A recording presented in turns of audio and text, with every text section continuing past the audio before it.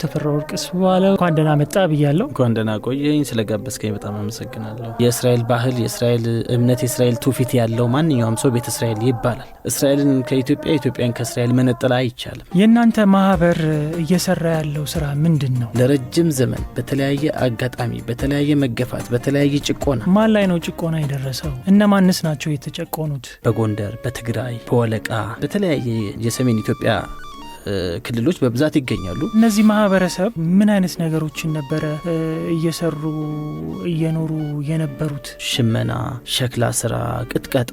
ኢትዮጵያ በተለያየ አጋጣሚ ከውጭ ወራሪዎች ጋር በገባችበት ጦርነት ውስጥ የጦር መሳሪያዎችን እየፈበረኩ የጦር መሳሪያዎችን ቀጥቅጠው እየሰሩ ትልቅ አስተዋጽኦ ሲያደርግ የነበረ ማህበረሰብ ነው። በእናንተ ጊዜ የተጀመረ ነው? ቀደም ሲል የነበረ ነው? ለመጀመሪያ ጊዜ በቤተ እስራኤል ሃይማኖት የተመዘገበ ብቸኛ የሃይማኖት ድርጅት የኛ ብቻ ነው። ለምን ቀጨኔ አካባቢ መክፈቱን መረጣችሁት? በዋነኛነት ቀጨኔን የመረጥንበት ምክንያት ከሰሜን ሸዋ የሚመጣው ማንኛውም ማህበረሰባችን ዋና መቀመጫው ቀጨኔ ናት። አሸማተን ብለን ከፊት ቀርበን